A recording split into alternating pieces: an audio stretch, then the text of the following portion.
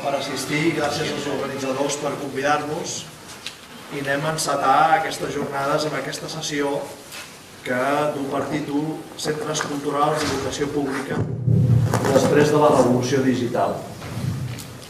De fet, tot el que fa referència a la revolució digital dona per molt i en canvi parlar de centres públics potser faria que qui més seria Vicenç Villatoro, en aquests moments al capdavant del Centre de Cultura Contemporània de Barcelona, però potser reduiria massa també l'àmbit del que podríem comentar a propòsit de la revolució digital. De fet, tenim consciència que estem assistint tal vegada als inicis d'un canvi d'era en el que l'impacte de la innovació tecnològica de la cultura ens ha canviat profundament les formes de vida. I això ho canvia una mica tot. I efectivament això planteja reptes i oportunitats a la cultura i una mica el que voldríem fer en aquesta sessió amb 4 ponents i no tan il·lustres és plantejar-nos algunes d'aquestes qüestions. Jo em vaig permetre intentar sintetitzar algunes de les preocupacions en 3 preguntes, que és el que ara intentaré més o menys llegir o sintetitzar i que són les que els adreçaríem amb ells, encara que cadascun ja va plantejar una ponència en el marc del tema general aquest que comentem. Un dels primers eixos de debat és el que fa referència a la relació públic-privat i que el Salvador Sunyer té com a eix una mica també de la seva intervenció. Aquesta primera qüestió, per sintetitzar-la, seria la cultura ens proporciona recursos indispensables per a la sociabilitat i la civilitat, el progrés de les formes de vida i la qualitat democràtica. Sabem, però, que la iniciativa privada difícilment s'ocupa de les activitats culturals que no generen guanys, si no és que compta amb la compensació del suport públic. Quin ha de ser, doncs, l'abast i quins els límits de la intervenció pública en l'àmbit cultural i el paper dels centres culturals. I aquesta no és una qüestió menor, és a dir, ho afecta tot, afecta evidentment les grans polítiques respecte als equipaments, les infraestructures, les indústries, però, per exemple, pensin només que fa 100 anys aquest país, les classes populars, van quedar convençudes que la cultura cívica era l'element de dignificar la seva pròpia condició com a treballadors i treballadores i poder accedir a la modernitat. En aquests moments creuen que hi ha, per exemple, una cultura cívica nova lligada justament a la revolució digital i a la nova cultura, a partir de la qual les classes populars d'avui creguin que la cultura és l'instrument de la seva emancipació? Seria difícil de dir-ho d'aquesta manera. Per tant, em sembla que són qüestions rellevants. És a dir, i és legítim intervenir des d'institucions públiques per tal de marcar objectius de cultura cívica. Quan parlem de públics i creació de públics, parlem d'això o és molt més modest que això de la cultura cívica. Aquesta autodisciplina, l'ambició cultural, la suficiència, l'orgull de la pròpia cultura de classe, si m'ho permeten, totes aquestes qüestions. I en aquest marc, quin és el paper dels centres culturals? Els grans centres culturals com a punts de referència. El segon tema, aquest seria, diguem-ne, públic-privat, una mica, i l'espai d'un àmbit i l'altre. El segon era la cultura al món digital ara mateix. I permetran que li llegeixi, ho plantejo, per no allargar-me. En internet, les xarxes socials, la telefonia mòbil per a tota mena d'usos, els smartphones, en tots aquests instruments, vostès creuen que hi han guanyat en termes de llibertat? Hi han guanyat en termes de capacitat de combatre la desigualtat? O més aviat hi han perdut?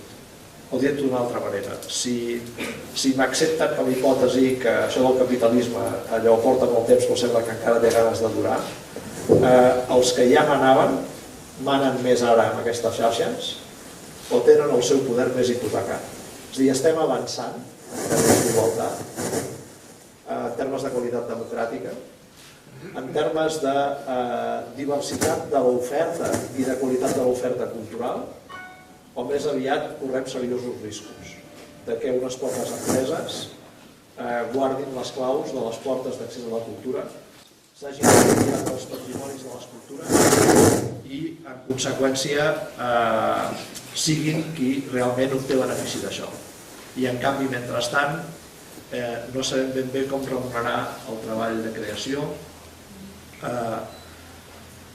Hem creat l'hàbit de la gratuïtat, de que la cultura és una cosa que es pot tenir gratuïtament, i estem guanyant o estem perdent. Jo crec que és una mica el tema principal. És a dir, estem avançant, estem utilitzant bé aquest potencial, o ens hem dedicat a fer l'apologia de tot aquest potencial, perquè és veritat que conté unes grans oportunitats d'emancipació, però en canvi en la pràctica els seus usos estan sota control de qui ja tenia el poder per tenir-ne una mica més.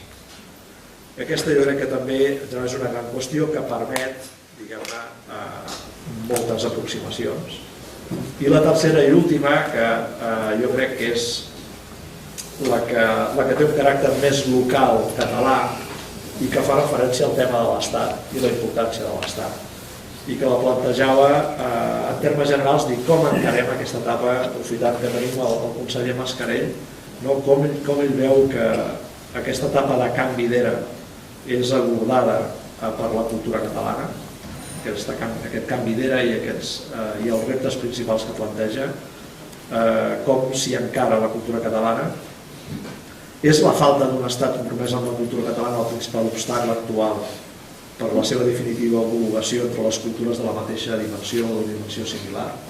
Jo he sentit, per exemple, el conseller en ocasions parlar de que, bé, algú pot dubtar que ens calgui un estat propi, però el que és evident que no pot ser que tinguem un estat impropi que ens perjudica sistemàticament.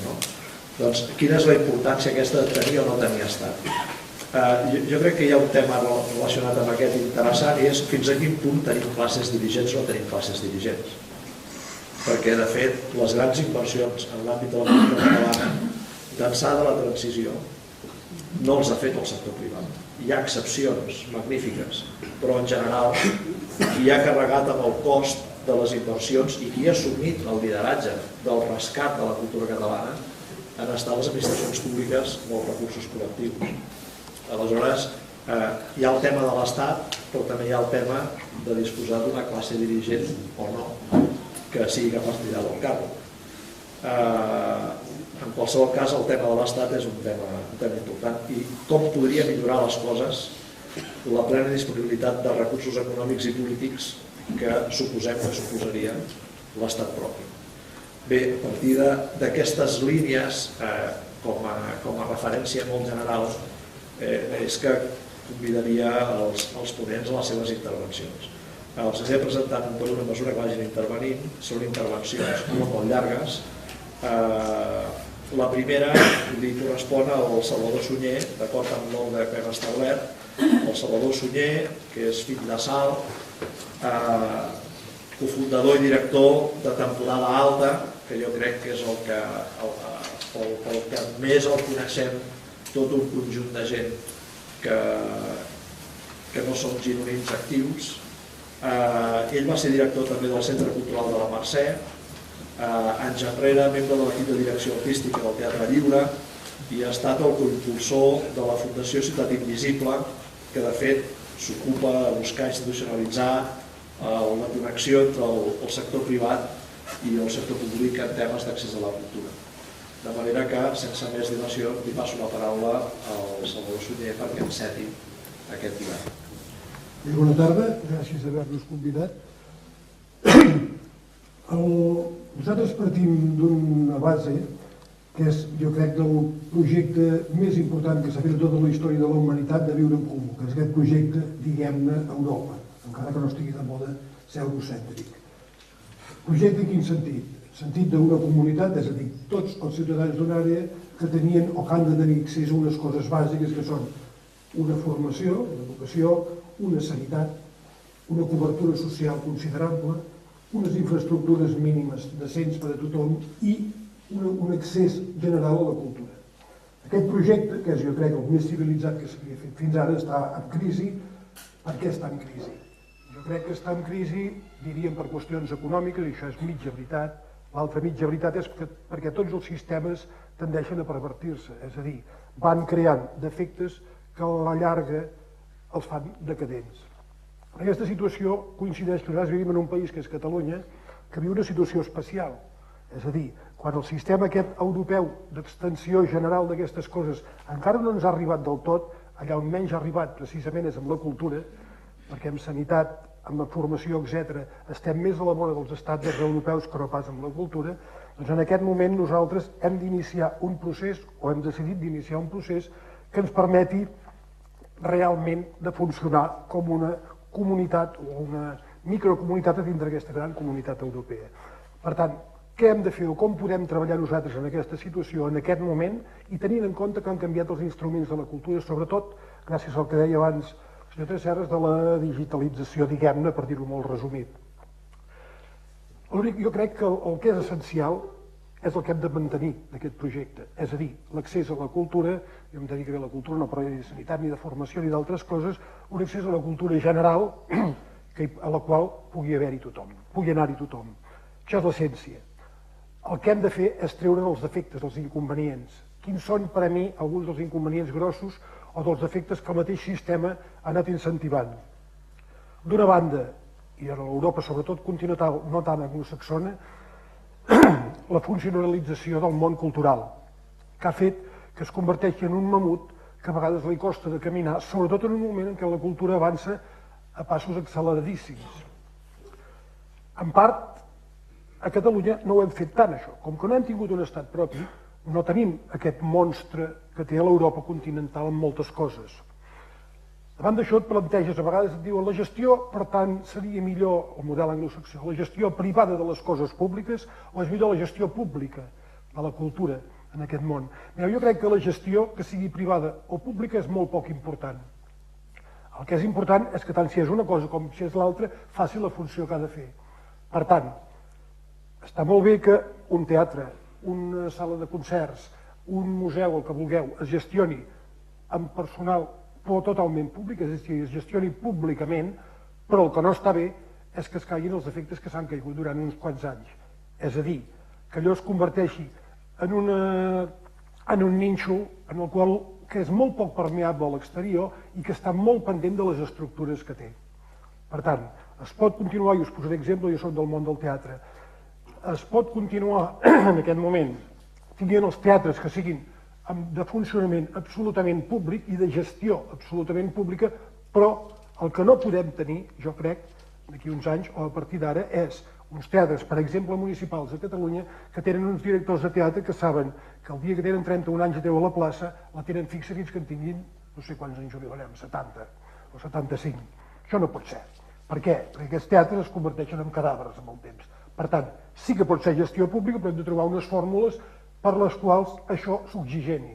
Com? Això ho han de crear la gent que es dedica a programar el país, però en el cas del teatre és molt senzill. Cada 4 anys a cada teatre municipal, ja no parlo dels nacionals, que ja es fa el Lliure, el Nacional, per exemple, o auditoris, doncs un concurs, i llavors hi haurà uns moviments de gent, no vol dir fer fora la gent, vol dir obligar a tothom a replantejar-se cada 4 anys una mica què hem de fer. Per tant, es pot fer en gestió pública, però canviant i polint moltes coses que encara en aquest moment el país, els dos països que estan més posats en el sistema europeu, sobretot França, encara no han començat a arrencar.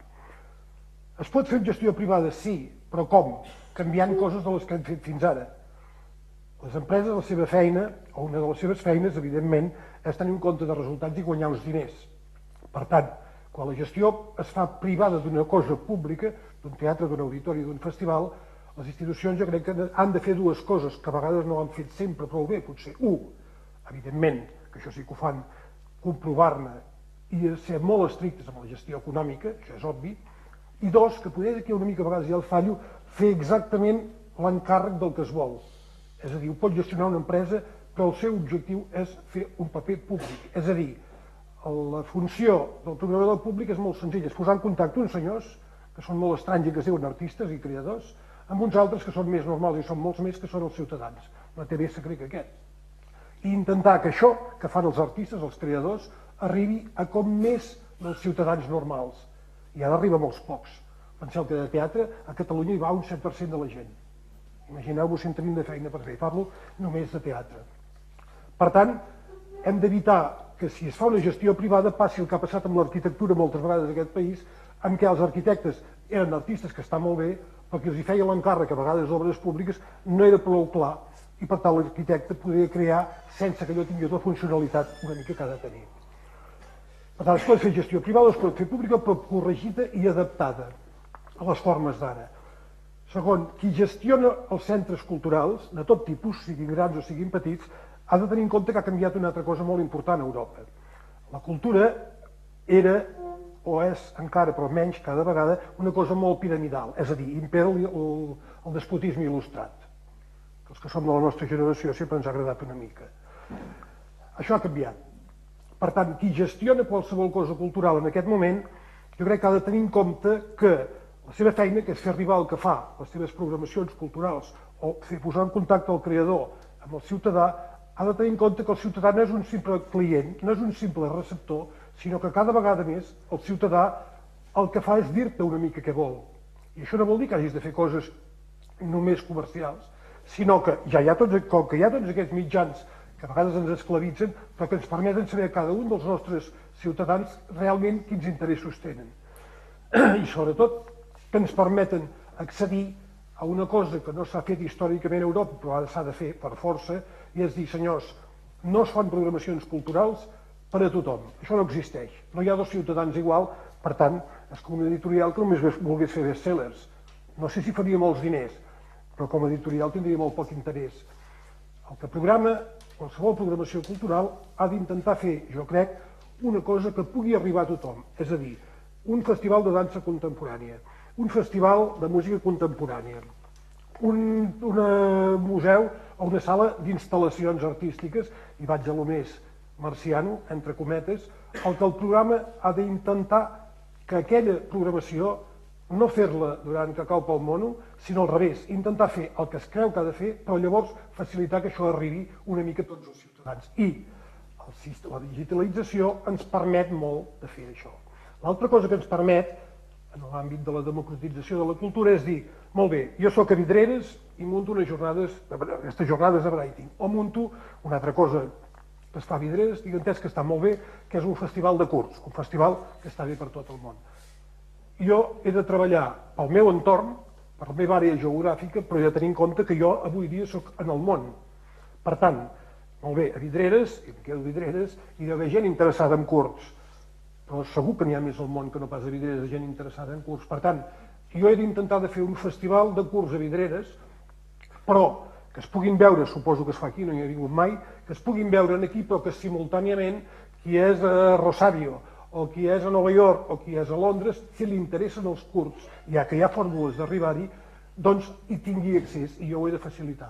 I he posat Vidreres, però quan dic Vidreres podria dir el Temporada Alta, podria dir l'Auditori, el Teatre Nacional, etc. És a dir, el programador cultural jo crec que no només ha de treballar pel seu entorn geogràfic, sinó que ha de tenir aquestes diverses capes com una ceba que puguin arribar una mica a l'altre tros de món per no quedar-nos simplement en una cosa una mica, diguem-ne, del passat. Per tant, la digitalització i totes les noves tecnologies ens esclavitzen i donen molt de poder a segons qui, però tenen dos grans avantatges. Un, ens permeten accedir o permeten que la cultura accedeixi o arribi a quasi tothom, i dos, que és igual important per mi, permeten a qui programa, a qui decideix les programacions, de tenir el puls diari de què volen realment els ciutadans. I per tant, poder anar fent el que ha de fer, em sembla una mica un programador, que és anar donant sempre un escaló més del que a priori voldria el ciutadà o un ciutadà normal. Això és una de les coses que en aquest moment em sembla que és important que fem. I finalment, intentaré ser molt, cedir-nos el temps que ens hem donat, dèiem en la situació que tenim a casa nostra, a Catalunya. Nosaltres ara estem en un moment a Europa que hi ha econòmica una crisi, però en gestió cultural una crisi igual o molt més greu. Si anem al país del costat, el paradigma del model europeu, ara es troben en una situació que ja planyo el conseller de la Generalitat si hagués de ser el ministre de Cultura francès, encara que tenen molt més pressupostos. Per què? Perquè ells varen crear unes infraestructures brutals, les varen crear, aquí tenim unes infraestructures ara que estan bé, que estan força bé, el que passa és que aquells van començar molt abans, a part d'unes infraestructures brutals, cada infraestructura té unes estructures brutals, és a dir, hi ha una gran despesa econòmica en la caixa i en qui fa funcionar la caixa. I per tant, cada vegada hi haurà menys els propers 10 anys segur, diners, és a dir, per dotar-los de continguts.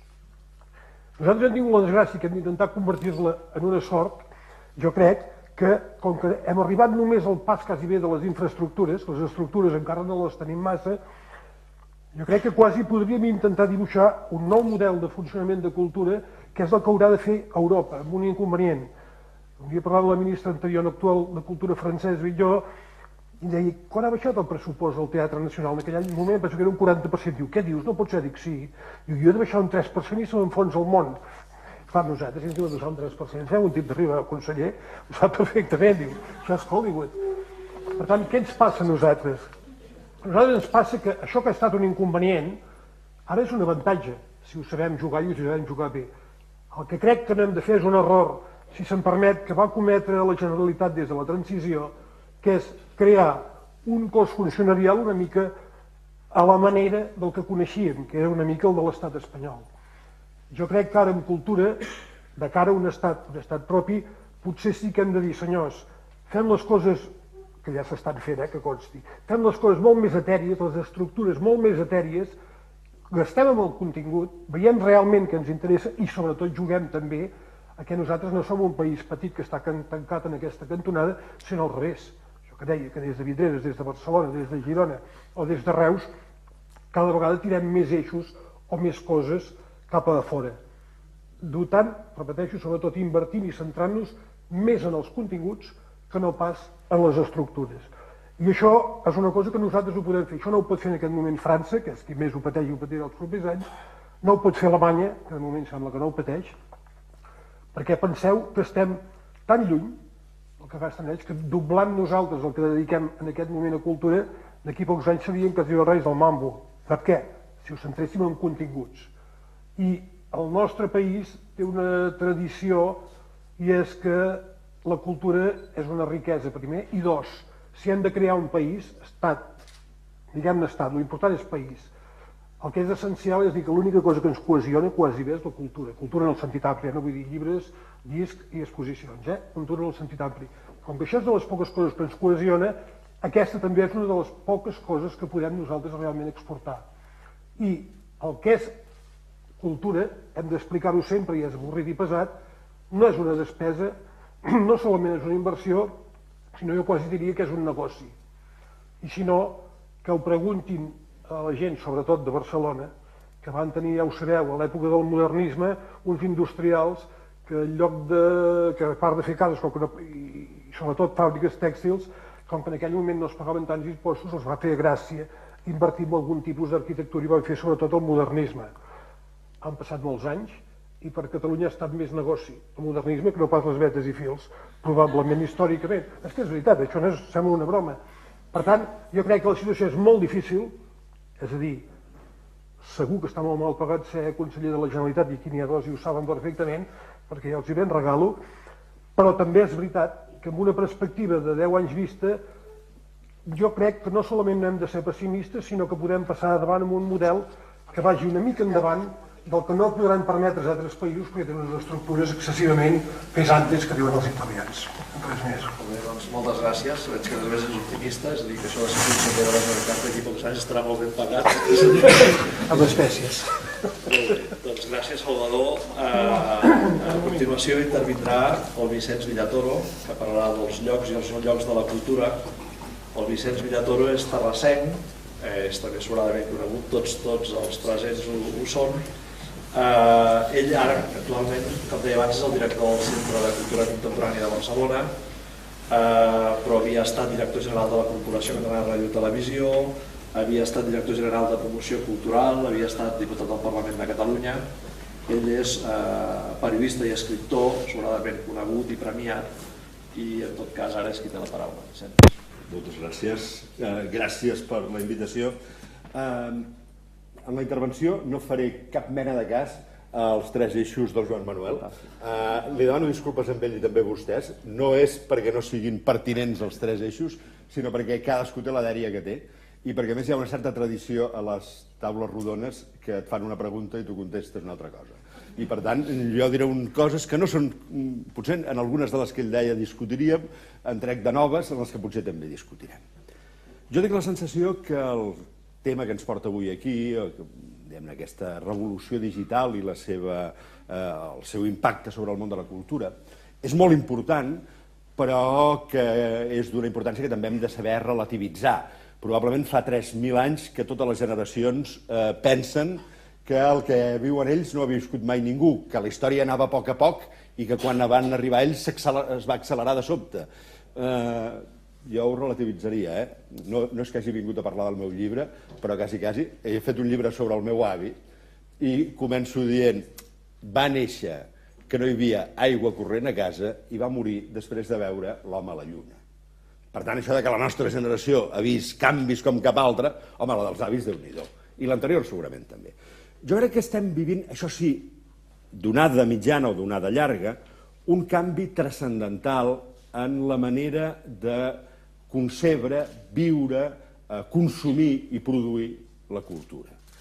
I en vivim molts, però jo del que voldria parlar és d'un canvi concret, per això parlo de llocs i no llocs, perquè tinc la sensació que de fa més de 50 anys, però d'una manera accelerada en els últims 20 o 10, hi ha un procés, per dir-ho així, de deslocalització de la cultura. I que això és extremadament important en termes culturals i en termes socials. Què vull dir deslocalització?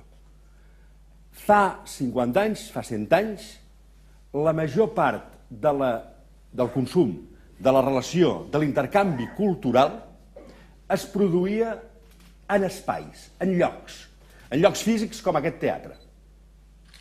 Avui, bona part dels consums, dels hàbits i de les adscripcions i de les pertinences i de les comunitats culturals es produeixen fora dels espais físics. Això no ve d'ara, no és digital, ja ve d'abans, ve probablement dels últims 50 anys, quan les revolucions tecnològiques, els canvis tecnològics, fan una cosa... Tot ho diré amb exemples d'estar per casa, perdonin, però cadascú també té la seva manera de dir, a més de la seva manera de pensar. El meu avi, no l'andalús, el català, al meu avi li agradava la música. La música que va sentir al llarg de la seva vida la va sentir fonamentalment en teatres com aquest, gràcies a que es havia fet d'una associació promotora de concerts, d'una coral o d'una associació recreativa. El meu fill haurà sentit al llarg de la seva vida molta més música que el seu besavi. Però l'haurà sentit a llocs absolutament diferents i bona part a no llocs. L'haurà sentit al cotxe, l'haurà sentit a casa, l'haurà sentit a través d'electrodomèstics culturals a espais propis. Hem passat d'un consum cultural fonamentalment compartit en l'espai i concelebrat a un consum cultural domèstic i cada vegada més individualitzat. Per exemple, el consum. Això explica en bona part la crisi del món associatiu i de la societat civil catalana. Estava feta per un temps en el que tot passava en llocs com aquest. Quan tot passa fonamentalment a habitacions de nois i noies on hi ha un electrodomèstic, la prescripció cultural passa del món associatiu al món industrial. Perquè el món industrial és el que pot posar a cada electrodomèstic un producte. Més coses està per casa. La tele significa que bona part del consum de ficció, que és necessari per a tota cultura, passa de fer-se a teatres i a través d'agrupacions locals, 3 teatres per pobles de 4.000 habitants, es passa a fer a través d'un electrodomèstic a casa. En una primera fase, 3 cadals, o 2, l'UHF, TV3 i l'altre, tota la família en un sofà davant de la tele. Ara hi ha els que tenen tele, una persona per cada tele. Hem passat de lo concelebrat a lo individual.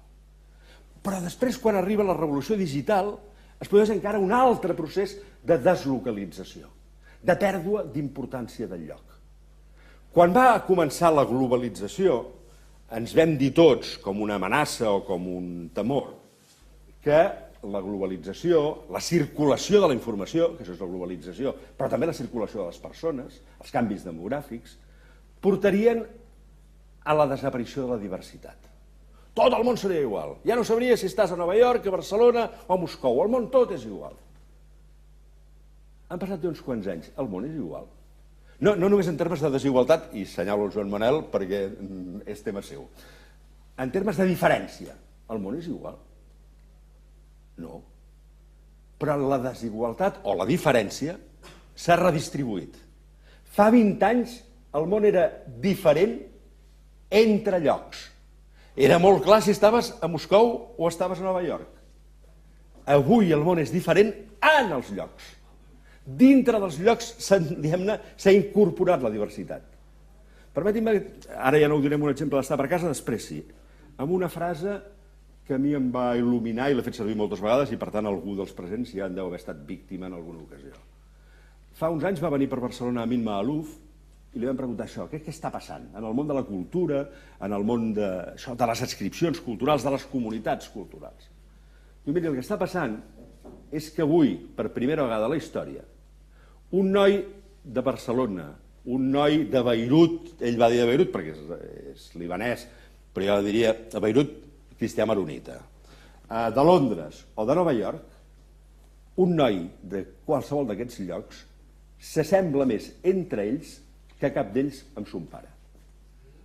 En termes de cultura, les seves referències, les pel·lícules que han vist, les sèries de les que són seguidors, les músiques que han sentit, la comunitat cultural a la que pertanyen s'assembla més a gent amb la que no comparteix espai, però comparteix edat, estètica, classe social, referència cultural, que no pas amb els seus propis pares o amb els propis llocs on, per dir-ho així, es construeix la comunitat geogràfica, la comunitat física. Fins fa 20-30 anys, la gent s'assemblava i creava comunitat cultural fonamentalment amb aquella altra gent amb la que compartia espai. Avui, la gent forma comunitats culturals d'una forta adscripció i d'una forta pertinença perpendiculars a l'espai. Exemples d'estar per casa. Els en dic 3. Podria allargar-ho infinitament, però ni tinc temps ni puc abusar d'aquesta manera. Els atles del 19, hi havia un atles físic, un atles polític, i després hi havia, segons com, atles culturals. Mirin, aquest és l'atles de les religions del món. D'aquesta ratlla en amunt són protestants, d'aquesta ratlla en avall són catòlics, i d'aquesta ratlla més en avall són musulmans. Ara et mires aquest atles i dius, de què va? Ara pots dibuixar aquest atles? Té sentit aquest atles? No, les religions i pertànyer a l'univers simbòlic, a l'univers cultural, fins i tot a l'univers gastronòmic o musical d'una religió és molt important. Doncs, segons com jo m'assemblo més amb algú que comparteix la meva no religió a Nova York que amb el veí del tercer primera que en té una de profundament diferent. La religió s'ha desterritorialitzat. Molt bé, passem pàgina en l'atles. Les llengües del món. Aquí parlen català, aquí parlen castellà, aquí parlen anglès i aquí parlen francès. Té sentit aquest mapa avui? No de les llengües oficials en el món, de les llengües que fa servir la gent a l'hora de sopar a casa. Aquí parlen català? Uns quants. Ara quins atles fan els sociolingüistes? L'atles del pati de l'escola de Masquefa. I els en surten 23, 24, 28 llengües. La comunitat de llengua a la que pertanys a l'hora de sopar, no la que fa servir per anar a la plaça, la que a vegades fa servir per escriure, o per llegir, o per cantar, o per resar. La teva comunitat de llengua és ja una comunitat, per dir-ho així, transversal a l'espai. I estàs més a prop d'un xicot de Terrassa que s'ha anat a viure a Buenos Aires i, diguem-ne, escriu en català, que amb el teu veí del tercer segona, que al vespre escriu en urdú. Tercer àmbit, i acabo amb aquests. N'hi ha més, la indumentària, la gastronomia, n'hi ha molts, però permetim un tercer àmbit. Una comunitat cultural important la construeixen els mitjans de comunicació. Si tu comparteixes un univers comunicatiu, pertanys a una mateixa comunitat. Jo cada dia, cap allà a les 5 o les 6, quan surto a xerrar pel món, poso Catalunya Música i fan un programa que a la meva època n'hauríem dit de discos solicitados. I hi ha gent que no truquen ara, fan altres coses i diuen jo vull que em posi una música. Cada dia del món hi ha algú que demana a Catalunya Música una peça de música clàssica des de Melbourne, des d'Amsterdam o des de Los Angeles. Són de Los Angeles, viuen a Los Angeles, surten a plaça a Los Angeles, però són de la comunitat Catalunya Música. O de la comunitat escoltar el Barça a l'hora del Barça per Catalunya Ràdio o per RAC1. Això és una comunitat. Quan jo era petit, tu baixaves amb l'ascensor i no sabies de què parlar amb el veí i deies, molt bona la pel·lícula que van fer per la tele. Ara li dius al veí, molt bona la pel·lícula que van fer per la tele, i et queda mirant i diu, quina tele? Quina pel·lícula? Tu de qui ets? Tu ets de TV3? Ets de Telecinco? O ets d'Al Jazeera? O ets de... I això són comunitats, i per tant, quan... L'ascensor és el mateix encara, però nosaltres pertanyem a comunitats de caràcter absolutament transversal. Accelero. Jo crec que això és molt important. Molt important per la cultura i molt important per la societat. Permetin-me que introdueixi la importància a través d'un altre exemple d'aquests de patateros, diguem-ne. Jo en una època vaig ser director general de la Corporació Catalana de Ràdio i Televisió i em venien a veure els representants dels casals catalans al món i me volien quedar bé. I deia, escolti, jo visc a Buenos Aires, però miro tot el dia TV3. Tinc posada TV3, hi ha el satèl·lit, jo soc vostre, visc a Buenos Aires, però soc de TV3. Resposta que jo no feia per tímid, però que hauria d'haver fet. Dic, sí, mira TV3 tot el dia. Diu, però quan fan el temps, mira't el de Buenos Aires. Perquè si no hi haurà dies que et mullaràs. Perquè, molt bé, tu ets de TV3, ets de TV3, ets d'una comunitat virtual, en l'espai virtual, marcada per la història, per la cultura, per la llengua. Molt bé, però estàs en aquest territori. I, per tant, hi ha coses en les que pertanys, vulguis o no vulguis, a la comunitat territorial. Si només tenim comunitat... És a dir, les comunitats virtuals són aquí per quedar-se. A la pregunta, què és vostè? Cada vegada responem més coses que no tenen a veure amb d'on és vostè. Vostè què és? Miri, jo soc terrassenc, català, europeu, val, aquestes són territorials, però soc catalanoparlant, agnòstic del catolicisme. Aquestes són, per dir-ho així, horitzontals. Les horitzontals són aquí per quedar-se. Les verticals són imprescindibles. Les verticals, al mirar-te la tele de Buenos Aires per saber el temps de Buenos Aires, és imprescindible per mantenir la cohesió social de Buenos Aires. I qui diu la de Buenos Aires, diu la de Terrassa. O hi ha eixos verticals vinculats amb el territori potents, en sentit de comunitat cultural, de comunitat de pertinença, que són complementaris als horitzontals que hi seran per sempre. O hi són aquests, o anem a societats fragmentades, convertides en bombolles, i on les bombolles es van fent cada vegada més impermeables i finalment, quan hi ha una crisi econòmica, passen de ser impermeables a ser confrontades. Acabo amb aquesta reflexió. En l'acció cultural, però també en l'acció cívica i en l'acció política, cada vegada més tots els agents, tots els actors, els centres culturals que deies al començament, però també tota comunitat ha de saber actuar en tots dos eixos.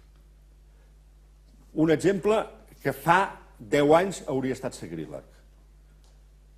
El català, la comunitat catalana de llengua, és una comunitat horitzontal i una vertical.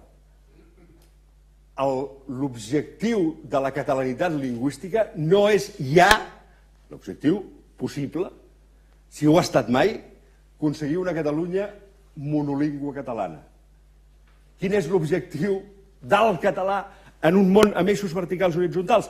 En l'eix vertical de l'espai català, ser la llengua de relació, la llengua que coneix tothom, la llengua amb la que tothom va a plaça, encara que potser a casa el Jonathan Little continua escrivint llibres en francès o altra gent en castellà o altra gent en urdú.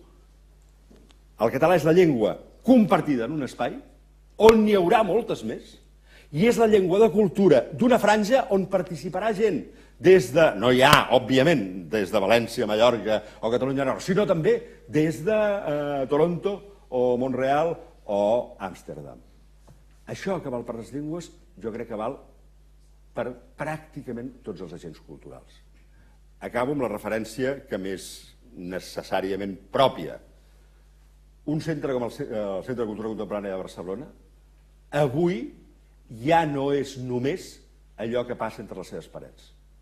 Però no és només tampoc allò que passa entre les seves parets difós, com si fos un altaveu, en el món virtual. Un centre cultural contemporani és el que és en l'espai i el que és fora de l'espai. I ha de saber actuar en les dues bandes.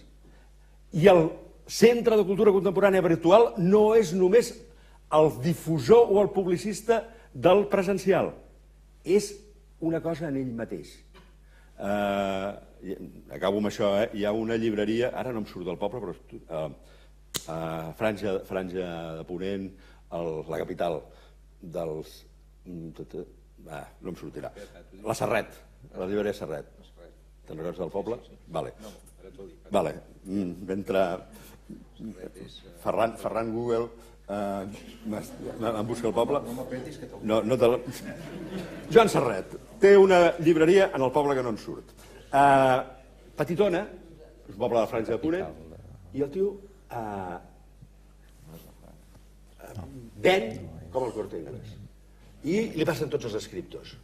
I un dia vas allà i dius, tu com és que vens tant? Diu, no, fixa't en el meu lema. Lloc de trobada real o físic i virtual de la literatura catalana. Per què en ven tants? Perquè en ven uns quants a la gent que hi va i uns altres amb una comunitat horitzontal que he creat i a la que participo jo estant a Matadepera que, diguem-ne, que està tan vertebrada i és tan certa com l'altra. Si només fos una llibreria de poble, vendria la meitat. Si només fos una llibreria d'internet, vendria la meitat. Quan ven? Quan és les dues coses al mateix temps i una alimenta l'altra. Jo, quan vaig sortir del poble del que no recordo el nom... No, abans... Perdó? Vall de Roures, perdó, Exacte, perdoni, Vall de Roures. Doncs quan jo vaig sortir de Vall de Roures vaig dir, jo vull que el Centre de Cultura Contemporània sigui la llibreria Serret de Vall de Roures.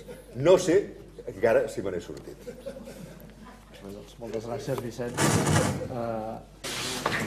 Deixa'm dir-te, però, que has dit al començament, és per tornar a la llibreria, diguem-ne, que tu no creies que fos tan clar això del canvi d'era i que sempre hi ha canvi. I de fet hi ha la percepció que el canvi s'accelera. Aquesta perspectiva jo crec que sí que és veritat, però també és veritat que al voltant del canvi del segle XIX al XX, per exemple, s'acumula l'electricitat, motor d'explosió, gratacels, la nova enginyeria, l'aviació, el cinema, el gramòfon. És a dir, que hi ha una generació que en molt pocs anys hi ha un salt. I de fet tot el que has explicat justifica que en molt pocs anys hi ha un salt. I de fet, tu, que amb els teus arguments mateixos jo crec que justifica que parlem també d'un canvi. El que passa després tot això evidentment exagerem i tot plegat, però ha estat extremadament interessant i estimulant. Tot seguit intervindrà el Bru Rovira, que parlarà del terrabastall del digital, sobretot en relació al com del periodisme.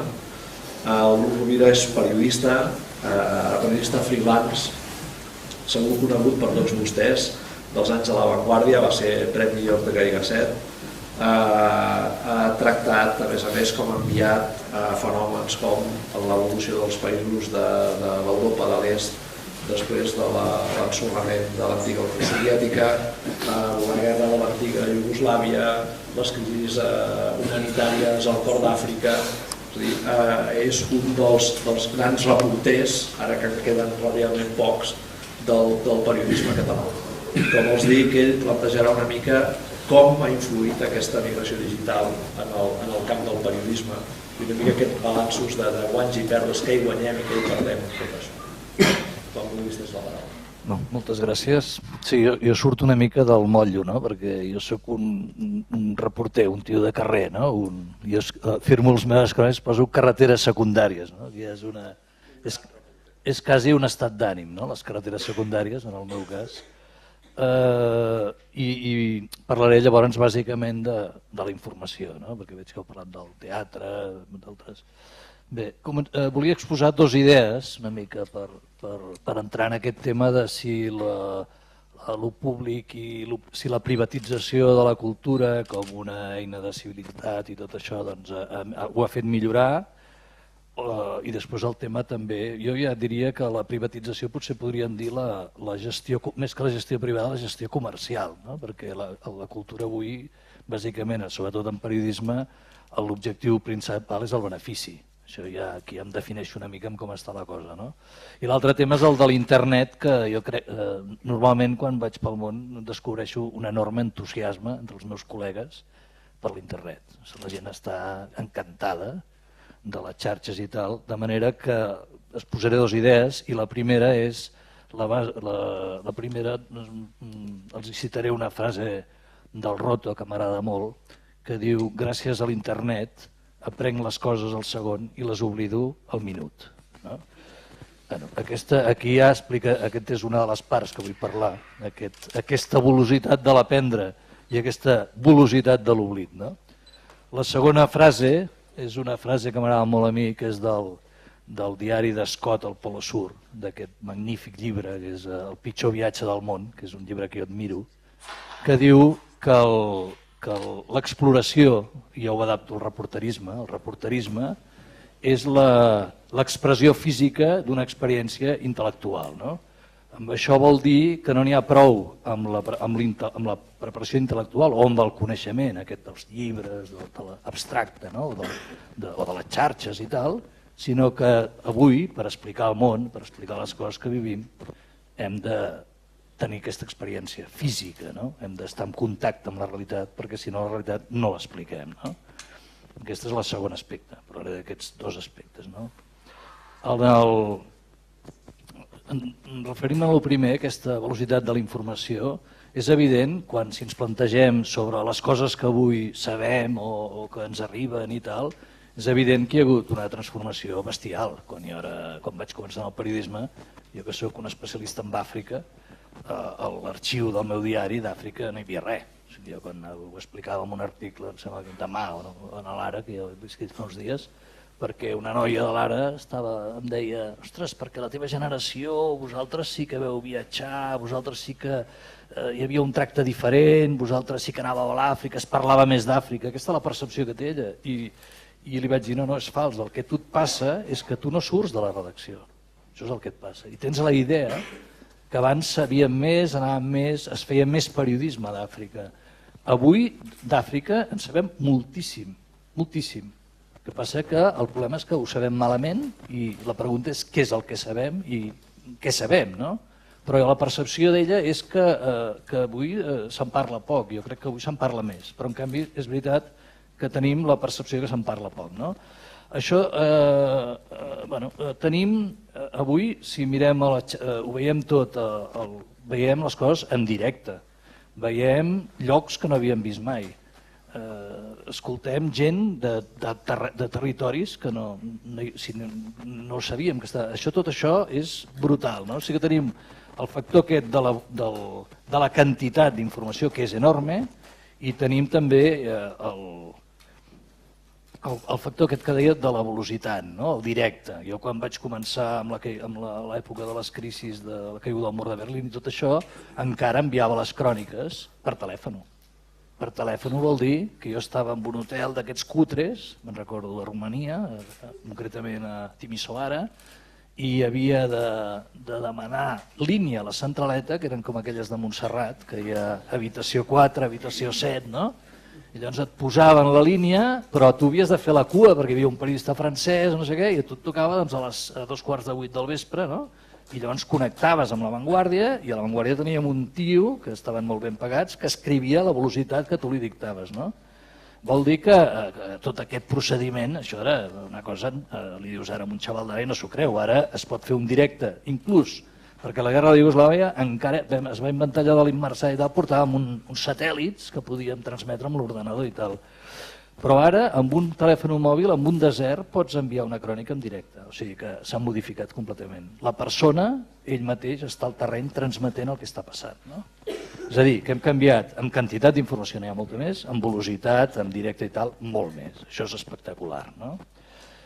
Però jo segueixo amb la tesis aquesta del roto, no? És a dir, agafem un fet, per exemple, no? Uns fets recents, que a mi m'han xocat molt, a més, no? Que és, agafem la setmana aquesta, que va començar amb Tunísia, va haver-hi els assalts aquests del Museu Bardo, que van matar gent, hi havia un agent de Barcelona, del Camp de l'Arpa, i mirem què va passar en els mitjans, no? Va haver-hi aquesta brutalitat que dic, no? De que la formació es fa en directe, de seguida veiem els vídeos, de seguida es pengen a les xarxes les imatges d'aquella gent corrent, etc, i es munta el circ mediàtic aquest, en el qual els periodistes d'aquest país comencen a truquen familiars, els porten als platós, els hi treuen suc, els hi pregunten com esteu, no? Coses d'aquestes tan absurdes i banals, i es crea tota aquella història. Però de cop i volta, quan això encara està dalt de tot, de les audiències, tenim el pilot alemany que estrella l'avió. I què passa? Passa que els familiars aquests de Tunísia els tiren a la paperera. És material de desauci. Ja no serveixen per l'espectacle. I llavors entren en acció tota la mateixa cavalleria rusticana aquesta del que envolta el fet del pilot, no? Gravíssim. Però també tornem a veure una gran, no podem dir que no hi hagi informació, hi ha una enorme mobilització. Hi ha enviats especials, no els envien a Ruanda, no envien la gent als llocs o les guerres de Síria i tot això, però en canvi als Alps hi havia tothom, amb els cotxes, amb les antenes, fent directes, perseguint a les... una cosa bastant... En fi, era un desplegament tecnològic brutal i una intenció informativa brutal, no? En principi. Ara, això també, si analitzem, primer veiem aquest traspàs de que una informació que aparentment és d'una importància cabdal, que és portada, que dura hores, que veiem opinió, que hi ha debat i tal, de cop i volta és substituïda i enterrada per una altra, no? I aquest és el dia a dia una mica de la informació, de manera que té unes compulsions, uns cicles que apareixen, desapareixen. Però clar, la pregunta que ens hauríem de fer sobre les dues informacions és la substància d'això. En el cas de Tunísia, la substància és evident. Tunísia és un país que va viure la primavera àrab, és un país molt interessant, és l'únic país d'aquest àmbit que intenta fer una cosa que és brutal i que no se'n parla gens, que és intenta emancipant-se, o sigui, trencant l'esquema antic de país colonitzat pels europeus, busca una via democràtica d'identitat àrab-musulmana, intenta fer-ho amb democràcia, o sigui, buscar una identitat pròpia amb un encaix en el món modern, però sense ser un país colonitzat per Europa, pel model europeu francès, que és el que era. A més, era un model molt perjudicial per Tunísia perquè és el model que mantenia la dictadura. És el model que va crear precisament la revolta, perquè era un model completament injust, corrupte, etc., amb un sistema empresarial de multinacionals que treballaven amb sistemes de maquiles, que estava el país a la misèria. I aquest país intenta fer això, està lluitant per fer això, i té uns problemes interns del jihadisme, té molts problemes. N'hem sentit a parlar més? Se'n parla de Tunísia? Ha servit la matança del museu per parlar de Tunísia? S'ha parlat dels creueristes aquests, se'ls va anar a buscar quan arribaven al mar, al port. L'exemple segon, L'exemple segon, aquest podríem dir, bueno, és que el tercer món, els països pobres no ens interessen, que és el que sempre es diu. Però l'altre exemple és un exemple, som nosaltres. Un pilot alemany, guapo, ros, ben format, amb un bon sou, amb una nòvia, va i es suïcida amb l'avió ple de gent, no? Ostres, aquí hi ha jo crec que la societat nostra ens hem de fer moltes preguntes. Aquest tio és un tio mal medicat, té un botiquín a casa que pren ansiolítics, o sigui, és un personatge molt modern de la nostra època, no? És una persona sola que lluita individualment contra un sistema laboral, una empresa, té un encaix en el món laboral molt especial, que jo el trobo apassionant. És un retrat de la nostra època. Un tipus que no té, o sigui, té por de perdre la feina perquè té un tipus de feina que és una lluita entre la gent en el qual ell sap que si demostra fragilitat el trauran del sistema, no? O sigui, tenim un sistema laboral en el qual has d'estar sotmès en aquest estrès, dissimulant les teves fragilitats i a més automedicant amb ansiolítics i tal. Aquí hi ha tota una història, més hi ha això, el low cost, el no sé què, hi hauria tot un gran debat, no? N'hem parlat d'això? En canvi, hem escoltat 40.000 detalls sobre l'ADN, com es identifica no sé què, hem vist la gent desfilar, tal, no? Per tant, jo diria que això és un gran fracàs de tot aquest sistema de la joia d'internet, no? Hi ha un cas anterior a tot això, per donar més exemples, que per mi és flagrant, perquè a més incorpora un altre element, que és el cas de l'èbola, no? L'èbola es va convertir en una tragèdia nacional espanyola, amb enviats especials a la clínica, donant el parte cada 5 minuts de la salut de l'auxiliar d'enfermeria Teresa, no? I fins a uns extrems que era al·lucinant. I quan va acabar tota aquesta cosa, la Teresa surt amb una roda de premsa i parla del seu gos Excalibur, critica l'administració, critica l'hospital, no sé què, o sigui, converteix allò que és un fenomen que està passant al Golf de Guinea amb un problema pràcticament de l'administració hospitalària de Madrid, una cosa personal i una cosa quasi política, no? I no fa ni una sola al·lusió sobre Àfrica ni a les altres víctimes de l'èbola. És a dir, que s'incorpora en aquest element de l'espectacle, a més, l'oblit del món on hi ha realment gent que li passen coses, de manera que la mobilització informativa sobre aquest fet no ha servit, per això que tu posaves la civilització, no? Que seria, diguéssim, perquè la cultura, la informació sigui una eina d'acció i de modificació de la societat i de relació entre nosaltres, però per modificar la societat, no? Aquest és un altre, jo crec que és un exemple flagrant del fracàs, no? Bueno, podem passar al segon punt, que és aquest que és aquí on jo hi trobo la part d'esperança, no? És a dir, jo veig que hem de tornar, per això he posat la frase d'Scott, no? Que el treball del periodista o el treball de la cultura és un treball que hi ha d'haver-hi aquesta experiència física del treball, diguéssim, aquest contacte, no? Aquesta frase que us deia, que és l'experiència física d'aquesta passió intel·lectual, no? Avui, precisament, demà enterrem el Xavier Vinader, és un exemple d'aquest periodisme, és el periodisme de la persona que està a la cuina, no? Investigant, tocant, viatjant, fent coses, no? El món no és una pantalla i el món és la humanitat. Aquesta idea de que el món és una pantalla és una fantasia. I només podem conèixer el món en el que vivim si hi anem i li fem aquella cosa que deia el gran reporter Tiziano Terziani, i travessem el pont perquè nosaltres no parlem sempre dels altres, sinó que els altres també s'expressin a través nostre. Aquesta és una... A mi, quan t'escoltava tu que parlaves de tot això a la cultura, hi ha un element que em sembla que avui no tenim en compte a vegades, que és que o sigui, el món que controla l'economia de la cultura és el món que explica el món.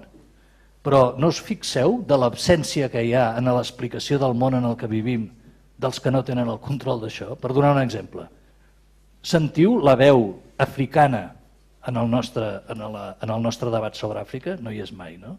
Sentim la veu dels siris a la guerra síria? Sentim el testimoni de la gent que té alguna cosa del món musulmà en el debat que tenim avui sobre el món musulmà. Hi ha articles a la premsa espanyola o catalana signades per un tio de Mali, per un tio de Tombuctú, bueno, etc. No hi és. No? És a dir, que en aquesta fantasia de que estem tots interconnectats i tots parlem de tots, falta la clau, el factor principal, que és la persona afectada, l'altre, falta la narració de l'altre. Aquesta és la feina històrica del reporter. El reporter és una persona que va pel món i intenta ser una eina perquè l'altre parli a través teu i explicar les coses que passen. No es pot entendre Ruanda, jo hi vaig anar, ni es pot entendre aquestes coses. El que no hi ha anat no ho pot entendre, no ho pot entendre. Es necessita diguéssim, es necessita estar en els llocs i parlar amb la gent, que parli la gent, mullar-se amb la gent i viure, inclús pels paisatges, per tot, no? Pels olors, pels menjars, tot això no es pot explicar d'una manera virtual. No?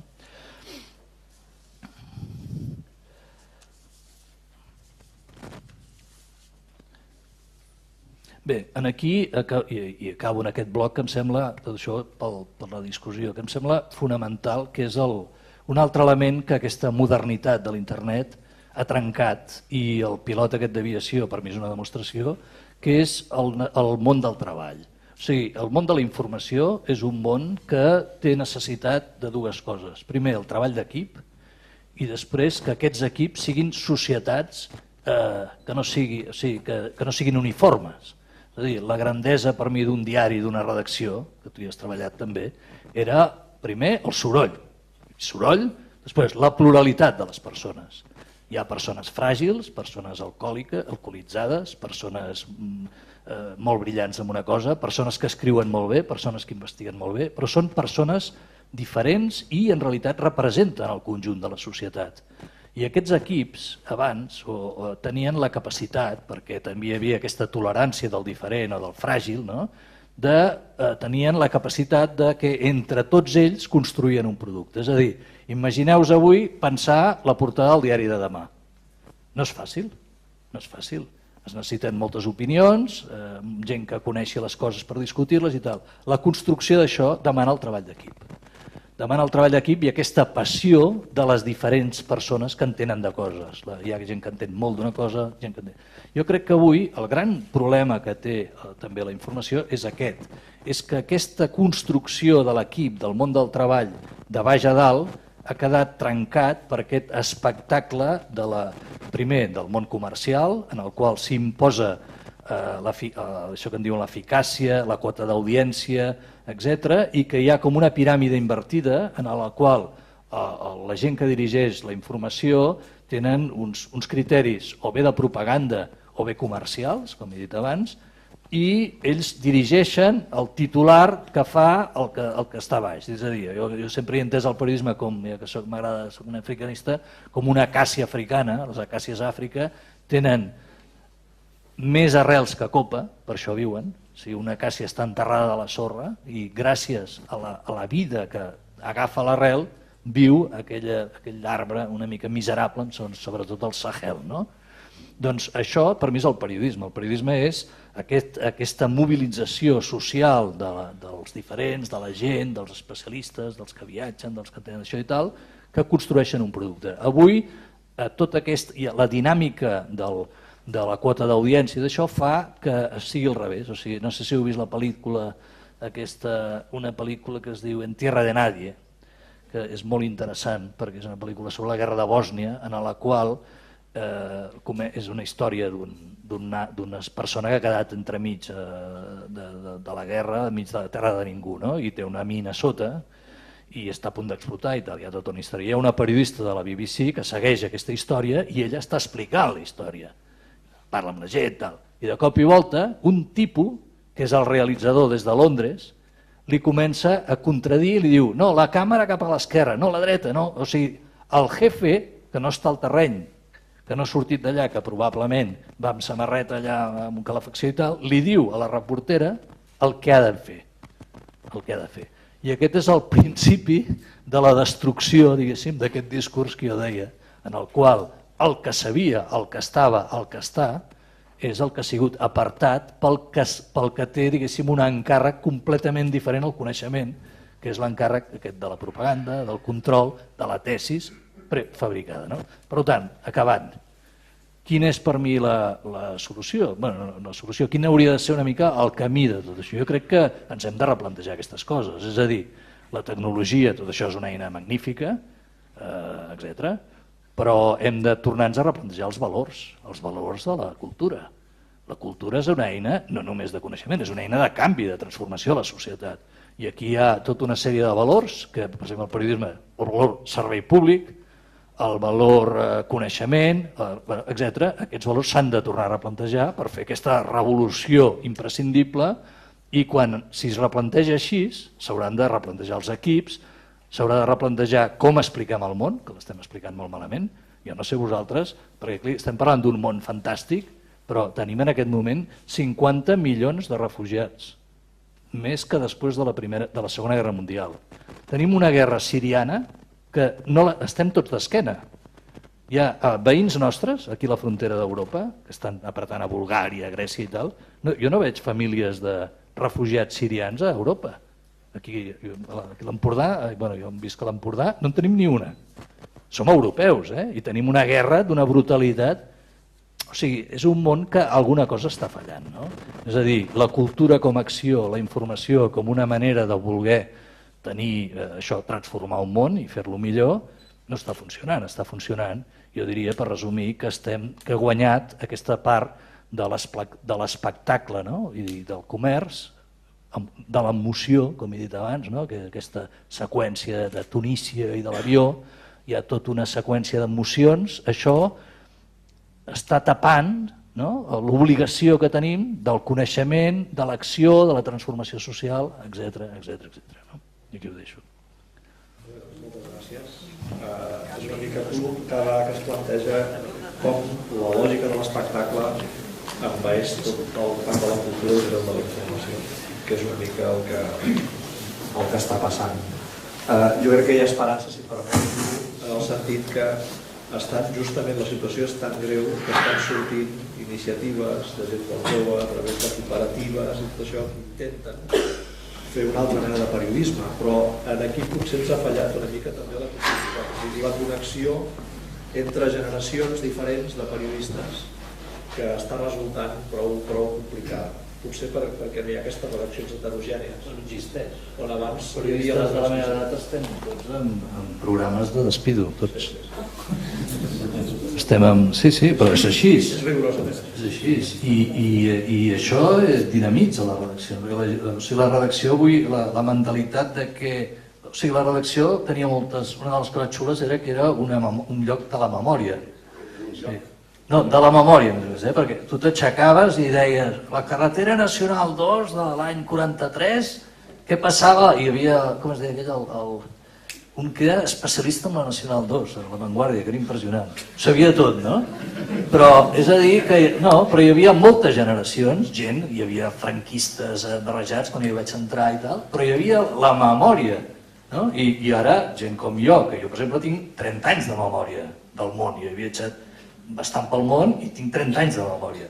I em desespera veure que els diaris, quan escriuen de zero. Escriuen de zero. O sigui, tu agafes un periodista avui i es posa a escriure de Bòsnia, escriu de zero, com si la guerra no... I està ple de gent en aquest país que ha viscut la guerra de Bòsnia. Tornen a començar de zero, fan uns infogràfics al·lucinants, que són les 4 collonades de sempre, que Kosovo, habitantes, no sé què, tal, i és com una pastarada, no? És com una pastarada. És això el pensament líquid aquest, que deia el Pau. Molt bé, escolta, gràcies, de veritat. Ara tot seguit, per parlar d'una Catalunya culta i alguns escenaris de futur, tenim el privilegi de tenir l'honorable senyor Ferran Mascarell, conseller de Cultura, que havia estat anteriorment ja també conseller de Cultura, regidor de l'Ajuntament de Barcelona dedicat a cultura, el director de l'Institut de Cultura de Barcelona i, en definitiva, probablement la persona, diguem-ne, amb un reconeixement unànime com a més experta i més competent en l'àmbit de la cultura i la gestió cultural en general del país. De manera que sense més preàmbuls ni més elogis li passo la paraula. Sí? Sí?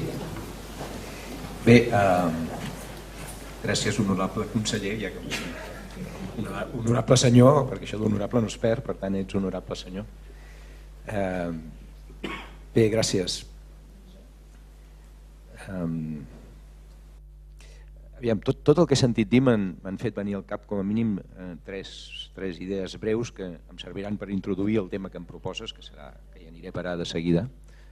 S'escolta? Perdoneu? No gaire, no? No s'escolta gaire. Ara sí? Bé, la primera té a veure amb les primeres dues coses que diré, són dues sentències de dos sociòlegs, un europeu i un americà, no importa, que tenen a veure amb la següent idea. La primera, que és d'un sociòleg europeu, diu alguna cosa així com la crisi humana, tota crisi humana és una crisi de comprensió. Tota crisi humana és en realitat una crisi de comprensió. I la segona és alguna cosa així com la consciència de les coses sempre és el principi de la llibertat. Jo crec que estem vivint un moment en el que certament estem intentant entendre què és el que està succeint en el nostre entorn i en conseqüència estem dient moltes coses, estem fent moltes aproximacions sobre la realitat en la que estem vivint, intentant justament desxifrar, i per això vivim amb la sensació de crisi, desxifrar el que està succeint. En el nostre entorn, en l'entorn més immediat del nostre país, de fet estem vivint dues crisis alhora. I probablement per això parlem en termes generals, no dic pas aquí, sinó en termes generals, per això parlem com parlem habitualment, perquè n'hi ha una que és força universal, que tenen tots els països del nostre entorn. Abans el Salvador feia referència a algunes concrecions en l'àmbit de la cultura. Ens afecta, per tant, una mica a tots. El tu, Bru, feia referència al món del treball, al món de totes aquestes coses. Però nosaltres en tenim una de segona, de crisi sobreposada, que és la crisi justament del que em demaneu que parlem, que és la crisi de l'Estat. Els francesos viuen el que està passant d'una manera diferent a la nostra. Viuen en el context d'una crisi general, tenen una certa percepció de dificultat del model de benestar, però no tenen el debat que tenim nosaltres sobre com encaixem la nostra realitat social en el context d'un estat que no acaba de funcionar. Això ens dona un petit plus, diguem-ne, de dificultat a l'hora d'interpretar què és el que està succeint en l'entorn en el que estem vivint. Sobre la cultura, i aquest seria el tercer enunciat, esclar, depèn del que diem. Aquesta és una paraula, depèn del que ens estem dient quan parlem de cultura. Perquè aquesta és una paraula, és un concepte que de fet portem 100-150 anys, em sembla que era en Raymond Williams que deia allò de és la paraula més difícil de definir en anglès perquè no acabem de saber exactament què és el que volem dir. Si ho és en anglès també ho deu ser en català, ho deu ser en qualsevol altra llengua. Jo personalment crec que quan parlem de cultura estem parlant d'una cosa una mica diferent, una mica més concreta, que la mirada més general que fem sobre si això és entreteniment o deixa de ser entreteniment, aquest tipus de coses. No? Jo crec que bàsicament la cultura humana és la convivència entre dues coses, la capacitat que tenim de crear coneixements, que són amb els que intentem afrontar totes aquestes realitats que ens envolten des de tots els punts de vista, i la capacitat que tenim de crear valors, que són els que després utilitzem per mirar d'organitzar d'una manera vivible aquest conjunt de coneixements que anem administrant. La nostra relació amb l'entorn, amb la natura, amb els altres, els construïm a partir d'aquesta doble variant, coneixements i valors. Quan es viu un moment de crisi com el que estem vivint, la relació entre coneixements i valors normalment es disloca. I aquesta dislocació de la relació entre les dues coses és la que ens acaba de produir tota aquesta descripció de fets, Bru, que tu ens feies, entre el que representa internet i com estem vivint i utilitzant aquest tipus d'informació, al meu entendre. Dic tot això perquè quan parlem d'aquestes coses, jo normalment em ve al cap, no puc evitar-ho, una sentència d'un editorial del New York Times dels anys 30, de finals dels anys 30, on molt seriosament el principal diari americà d'aquells moments sentenciava que als Estats Units la televisió no triomfaria mai, perquè la població americana era una gent amb molta predisposició a la feina, al treball, i un instrument que s'hagués de mirar i per tant impedís doncs, que es pogués no es pogués utilitzar mentre un treballava, no tindria mai possibilitat de reeixir en un país com els Estats Units. La ràdio potser sí, la ràdio ho deien, que l'editorial deia, la ràdio potser sí, però la tele mai, de cap manera, això no triomfarà perquè és incompatible amb la mentalitat americana. Cada vegada que ha aparegut una nova realitat d'aquest tipus internet, ara m'hi referiré, cada vegada fem una predicció gairebé de substitució total del sistema. Diem, ha aparegut el cine, morirà el teatre. També es va afirmar amb absoluta contundència que passaria això, i en canvi no va passar. I es va dir, la televisió definitivament liquidarà el cine. El que estem veient és que el cine, en formats diferents, en aquests últims anys d'una manera ben especial, a través del que ara n'hi diem les sèries televisives, està tenint més emergència i presència que mai. I a més, deixeu-m'ho dir així, amb més qualitat de continguts que mai. És a dir, les sèries americanes que s'estan posant de moda no són precisament manifestació de cultura, d'expressió, per dir-ho d'alguna manera, d'entreteniment a l'antiga, diguem-ne. Són més aviat reflexions socials força notòries, notables, sobre els tics, els condicionants, la vida de les societats contemporànies. Dic tot això perquè tinc la impressió que quan quedem atrapats en una espiral de crítica i per tant de dificultat de comprensió, normalment ens tendeix a dominar la idea un pèl més apocalíptica. Recordeu aquell debat que ja va ser en els anys 50 dels apocalíptics i els integrats. Umberto Eco va presentar un llibre que va tenir un gran èxit en aquells anys sobre aquesta doble mirada, no? Com ens miràvem les cultures contemporànies ja en els anys 50. Els que afirmaven que tot anava pel camí del Pedregal, els que afirmaven que tot això acabaria tenint una certa... Bé, tot això ens ha passat gairebé sempre. I si un es mira els debats del 1900, que abans els heu citat, sobre el que significava tot el que estava succeint respecte al que està succeint ara, doncs certament s'ho miraven amb una mirada relativament similar a la nostra. Jo sempre intento imaginar els nostres avis, diguem-ne, la meva àvia, què és el que devia ser per ella veure, arribar a una ciutat com Barcelona i percebre la llum que no havia vist mai encesa en un carrer. Us ho imagineu, la llum que no havia vist mai encesa en un carrer, la llum en una casa que mai n'havia tingut, el seu poble d'origen, que era Gandesa. Estic segur que la seva mirada sobre la realitat que s'estava produint era de notable transformació, de gran transformació, de brutal transformació. I també estic segur que vivien amb inquietud. Sempre que hi ha canvis, la gent viu amb inquietud. Els canvis, vivim amb inquietud. Els canvis hi és natural. Dic tot això perquè tinc la impressió que és l'única manera d'apropar-se a les realitats de les que estem parlant. Em referiré de seguida a internet. Deixeu-me enllaçar això amb el que m'heu demanat, que és el tema de l'Estat. Ara aniré a parar algunes de les coses més generals. Sobre el tema de l'Estat, bé, és relativament senzill el debat sobre la qüestió de l'Estat. Necessitem Estat? No necessitem Estat. La cultura d'un país es construeix, o el nostre com a mínim s'ha construït a partir de l'acció de la gent creativa, dels creadors, de la gent emprenedora, els emprenedors, i bastant del paper que ha tingut els ajuntaments entesos justament com a llocs. Aquella gent creativa que va fer el modernisme català fa 8 o 10 segles, dels que no recordem els noms però que van donar identitat a unes formes, aquells primers escriptors que en els convents i en les esglésies començaven a traduir o a deixar el llatí enrere i donaven forma al català. Aquells primers impressors, emprenedors, que venint d'Alemanya, perquè allà no hi havia possibilitat d'expressar amb llibertat les coses, es van refugiar a Catalunya, que era un territori una mica en terra de ningú, que permetia doncs, que hi hagués... aquella gent, com diu en Jordi Nadal, que al 18, al segle XVIII, van ser capaços, ho diu en Jordi Nadal, van ser capaços de treure pa de les pedres per crear la industrialització que ens ha conduït a la Catalunya que hem conegut.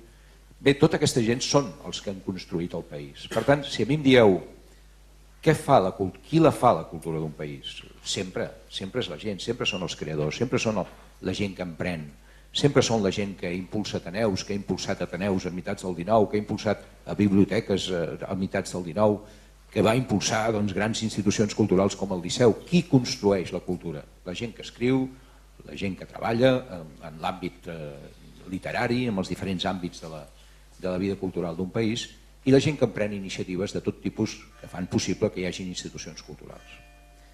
L'Estat mai és el creador, mai, enlloc, en cap país. Ara, la diferència és que si tens l'Estat, normalment pots desplegar algun tipus de... Si tens Estat, normalment pots desplegar un tipus de continuïtats de les que nosaltres no hem disposat. Què és el que ens ha fallat a nosaltres en tot aquest procés? Bé, doncs bàsicament això, les continuïtats. Hem tingut sempre la impressió d'estar començant altra vegada. La Renaixença va ser un moviment molt culturalista. El noucentisme va ser culturalista. El modernisme va ser culturalista. Els anys 60 van ser culturalistes. Els primers 80 van ser culturalistes. Però sempre tenim la impressió que estem tornant a començar. La gent de la Mancomunitat va crear un pla bibliotecari l'any 1914, que ells tenien al cap que en 25-30 anys estaria completat. Amb una mica de sort, el meu successor o successora a la conselleria el podrà completar. No hauran estat 25 anys, hauran estat 100 i una mica més. Per què? Bé, doncs perquè fixeu-vos quina casualitat tan poc casual. El pla de biblioteques comença l'any 14, comença a implementar-se l'any 17 o 18, es fan 4 magnífiques biblioteques petites però amb una gran intenció, copiant a més del model americà. Arriba la dictadura de Rivera el 23 i això s'atura. La República intenta tornar-ho a començar i arriba la dictadura d'en Franco i això es torna a aturar. Arriba la democràcia i es torna a activar fins al punt que avui per avui Catalunya té un dels sistemes bibliotecaris populars, en fi, que al meu entendre són més reputats, més reconeguts en l'entorn europeu, i jo diria que fins i tot m'atreviria a dir que un cert orgull per tots nosaltres, perquè en molt pocs anys s'ha creat un sistema bibliotecari que funciona molt bé i que, com dic sovint, allà on hi ha una biblioteca hi ha un lloc de cohesió, Vicenç, hi ha un lloc, allà on hi ha una biblioteca hi ha un lloc, i encara que la gent estigui connectada amb mig món o amb el món sencer, aquell lloc de cohesió no només funciona, sinó que és més demandat que mai. Jo tinc la impressió que estem vivint des del punt de vista del que significa aquesta horizontalitat i verticalitat que tu deies, amb una doble realitat. La meva experiència personal que em diu que a hores d'ara hi ha més demanda de presencialitat que fa 10 anys. És a dir, a hores d'ara hi ha més demanda de presencialitat que fa 10 anys. Jo vaig ser durant bastants anys vicepresident de l'Ateneu de Barcelona.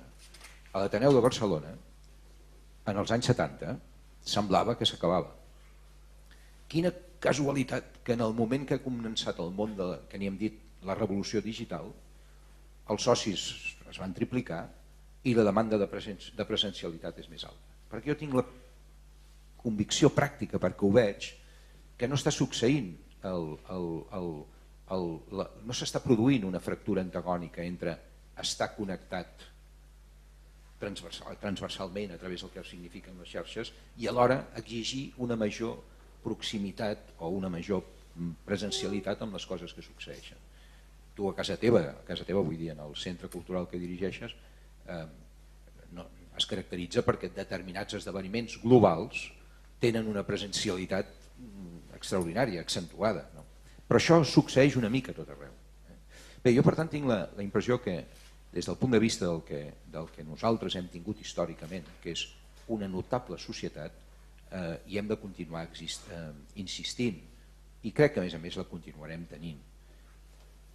Sovint dic que quan reivindiquem estructures d'estat estem fent una cosa absolutament necessària, però acostumo a afegir que reivindicar estructures d'estat de cap manera pot voler dir negar allò que és la nostra característica històrica, que és justament les estructures de societat. Aquests joves que ens han convidat són, a través de la seva dinàmica, una estructura de societat.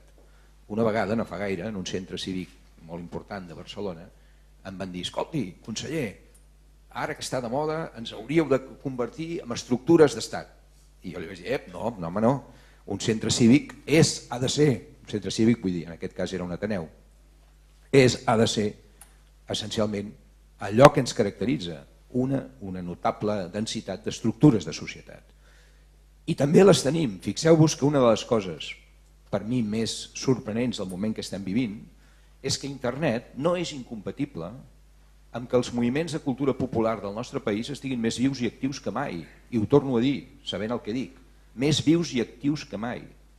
Mai hi havia hagut a la història del nostre país tanta gent apuntada als moviments castellers, geganters, en fi, totes les variants ateneuístics, totes les variants que vulgueu, avui per avui tenen més gent que mai.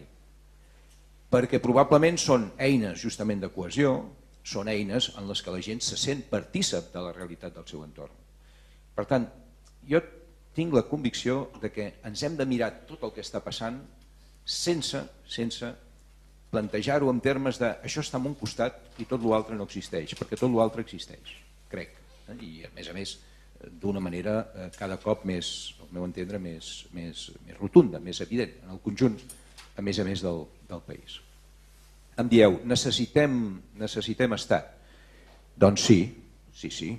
Tenim creativitat, tenim estructures de societat, tenim societat civil, tenim empreses culturals moltíssimes, a l'entorn de 40.000 empreses que es defineixen a si mateix com a creatives. Tot això és molt important, entre altres coses perquè és producció de continguts, llocs de treball, gent que s'expressa amb la seva pròpia feina, gent que ha trobat en aquest conjunt d'empreses i activitats la creativitat o l'expressivitat de la seva pròpia manera de mirar la realitat. Bé, tot això ho tenim, és enormement positiu i és enormement important. Perdona, és que has entrat i em pensava que em volies dir alguna cosa. No, ja veig que és la càmera, perdona. Bé, aleshores, jo tinc la convicció que certament en aquests moments la nostra realitat necessita estat, és evident. És molt difícil donar continuïtat a les coses sense un estat que faci dues coses principals. Fixeu-vos que la cultura catalana és una cultura que es passa la meitat del seu temps discutint de diners, és a dir, de subvencions. Tu, Vicenç, ho has viscut, tu, conseller, ho has viscut. Davant d'aquesta realitat jo sempre dic, mireu, si tinguéssim un estat que juga a favor de la cultura catalana, parlaríem de diners, però parlaríem tant o més de lleis. I ara les lleis que són importants no les podem fer. Si nosaltres poguéssim fer lleis, no tindríem el debat que tenim sobre els recursos que no tenim. Perquè segurament no hauríem posat l'IVA al 21%, no hauríem deixat de fer una llei de mecenatge que ens impliqués la relació entre el públic i el privat, no hauríem fet possible que en aquest país, en aquest estat, en l'estat espanyol, la pirateria, és a dir, l'ús fraudulent de continguts, posi a l'estat en el número 1 dels països europeus. En el número 1 dels països europeus hi ha persones que fan pel·lícules, les produeixen, s'hi gasten els recursos, poc diner públic, bàsicament amb recursos empresarials, i es troben que més de la meitat de les pel·lícules la veuen gent que no paga. Per tant, ells diuen, a mi m'agradaria haver fet amb aquesta pel·lícula una mica de calaix per fer la següent, i a la següent he d'anar a buscar diner públic perquè si no, no la podré fer, perquè la pirateria m'ha descapitalitzat. Bé, és clar, totes aquestes coses què necessiten al darrere? Bé, un instrument, aquest instrument hi diem estat. Un estat no és altra cosa que un instrument que serveix perquè la força de la societat civil tingui instruments, tingui eines per poder-se desplegar correctament. I estem parlant d'això. Sí, jo dic de vegades, conseller, amic Tresserras, jo dic sovint que certament en aquest país nostre tenim dues solucions. Una és que l'estat que tenim jugui a favor dels ciutadans, això sembla que no ha sigut històricament així, i l'altra és que tinguem un estat propi, és a dir, que en qualsevol cas no en tinguem un d'impropi, perquè el que tenim no només no ens ajuda, sinó que sovint ens dificulta. ens dificulta en l'àmbit de les llengües, ens dificulta notòriament, a més, en l'àmbit de les llengües, ens dificulta en l'àmbit justament del diner públic que tenim a disposició, ens dificulta per la falta de lleis adients per poder progressar i avançar. Totes aquestes coses s'estan produint i per tant no tinc cap dubte, necessitem un instrument al servei de la comunitat, també al servei de la cultura, justament per poder desplegar les iniciatives que com a país tenim dret a desplegar. Com no em vull allargar, només hi afegiria amb això el següent, que té a veure també amb el comentari final que feies, Bru. Tu has parlat de valors, jo acostumo a parlar d'ideals. És a dir, jo crec que el que ens està fallant en les societats contemporànies és que hem anat descapitalitzant la qualitat dels ideals per als que, en principi, les societats o les comunitats o els grups de persones que vivim en comunitat treballem. Això ha tingut molt a veure amb la crisi de la política.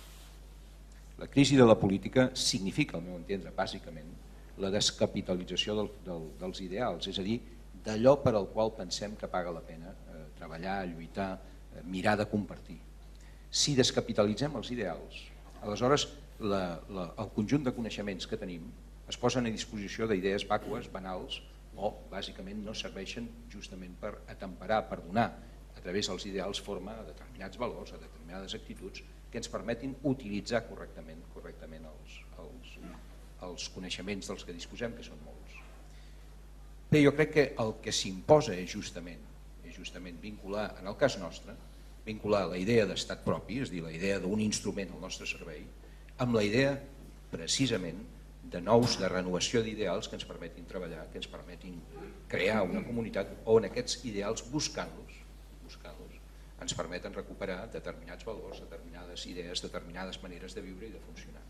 I això per nosaltres no hauria de ser especialment difícil, perquè aquesta comunitat, aquesta realitat que és Catalunya, ha viscut bàsicament d'això, de saber trobar en determinats moments de la història fonamentals, tot i les dificultats.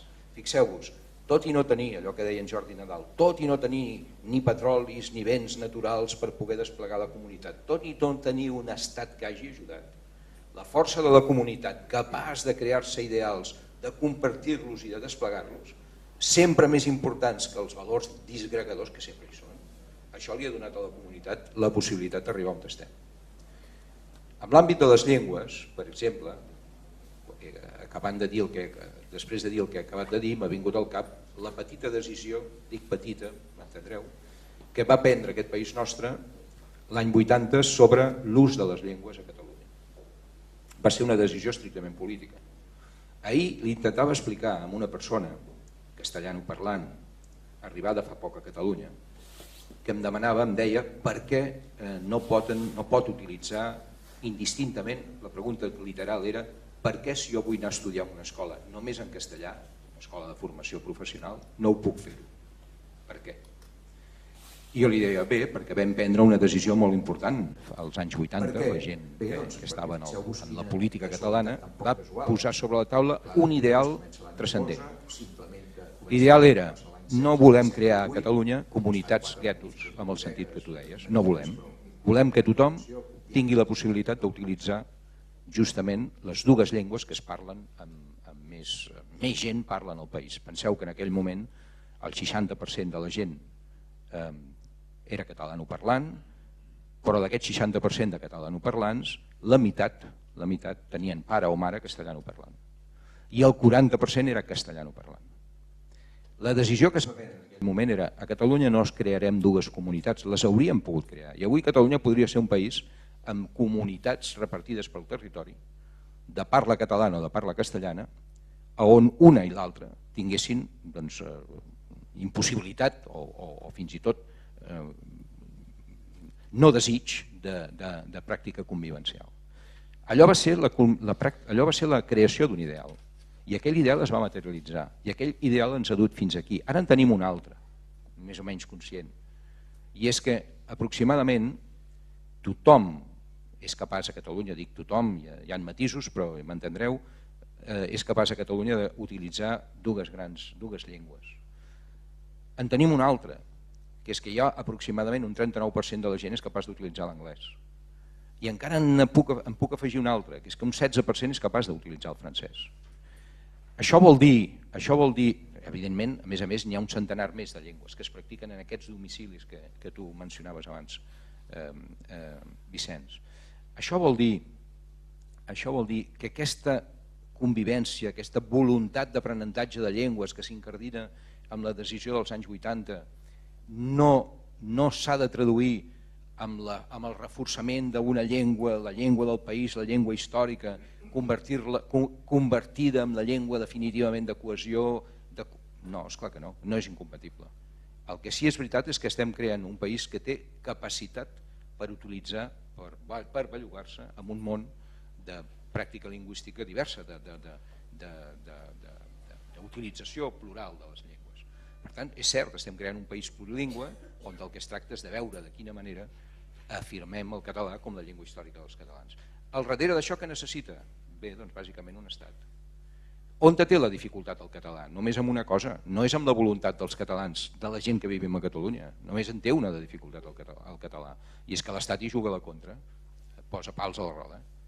Només en té una. La societat hem sapigut administrar això.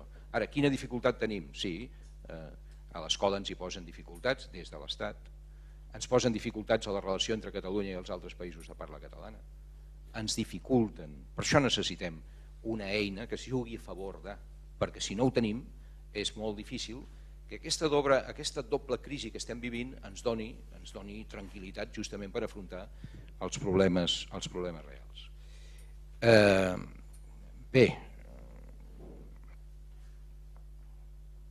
Bé, ho deixo aquí. Moltes gràcies.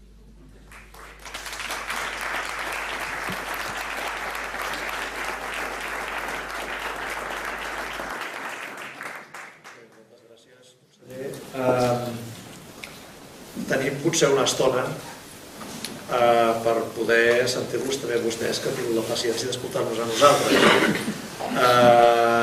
Jo suggeriria que ho concentréssim una mica veient les altres taules que hi haurà aquests dies en aquesta darrera qüestió, perquè de fet la lluita per la cultura a Catalunya sempre s'ha hagut d'afrontar sabent que l'Estat era inassolible, i el que més s'hi va semblar potser és l'època que tan reiteradament recordem de Prat de la Riba com a comunitat i la breu experiència republicana, i després el que s'ha fet aquests darrers anys des de la Generalitat.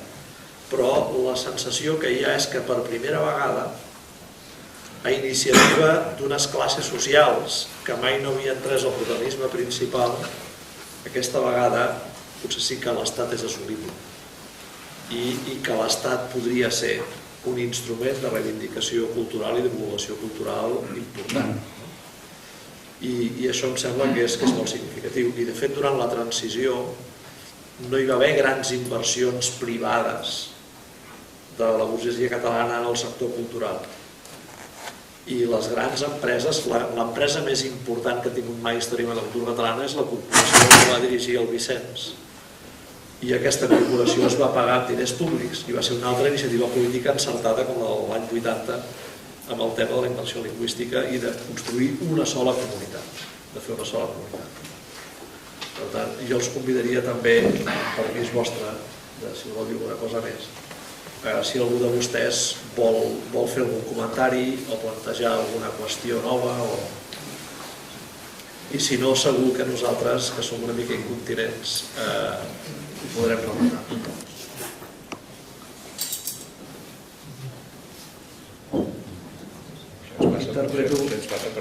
Interpreto el seu silenci com una invitació i una deferència. Per tant, no sé, Salvador, si tens alguna cosa més a plantejar, havent sentit els altres. A veure, ja el món realment ha canviat molt, ho explicava molt bé Villatoro, que és una cosa claríssima, que funciona amb ell. Deies tu que la recollia hi ha una cosa essencial, que és la falta de valors, d'ideals, el que vulguis dir, que això no és local, no és nostre. Això és una cosa general que hi ha portat sobretot una cosa, i és a la tendència a la cosa individual per sobre, o bastant per sobre de la cosa social, i ara parlem d'Occident, no d'Orient, que és un altre món i funciona bastant d'una altra manera. Però El que ens toca a nosaltres, quan diguem crear estructures d'estat, no vol dir reproduir aquests estats del 18, del 19, evidentment del 20, sinó inventar-ne el nou. És a dir, com anem a crear, i jo el que trobo més apassionant de les estructures d'estat és això, com anem a crear les estructures de l'estat, diguem-ne, entre cometes, del futur. No nostres, que per descomptat, perquè del passat no en tenim, sinó, s'ha dit, ja a Europa, o al món, perquè parlar d'Europa ja sé que és ridícul, i a mi l'única cosa que em fa pànic és el gran error que es va fer per mi a la transició a casa nostra, a Catalunya, i és anar a calcar estructures d'estat del passat i no anar a crear estructures d'estat una mica del futur. No, espero que no sigui així, estic segur que no serà així. Però l'altre seria un desastre pernigrós.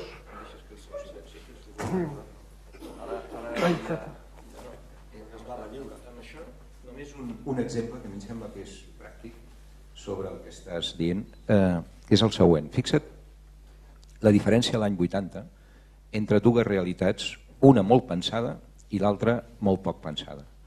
La realitat molt pensada dels anys 80 van ser les ciutats, estaven molt pensades. Portaven 20 anys pràcticament, pensant en els espais urbans, els col·legis d'arquitectes de Barcelona, Girona, Tarragona, les associacions d'arquitectes, les associacions de veïns, tothom havia pensat els espais urbans. Sabíem gairebé el que havia de passar a cada cantonada de cada ciutat de Catalunya. I si s'ha produït una revolució, transformació extraordinària, que no li donem valor però que ha sigut extraordinària, és justament amb la qualitat mitjana, diguem-ho així, de, en principi, la majoria de les ciutats del nostre país.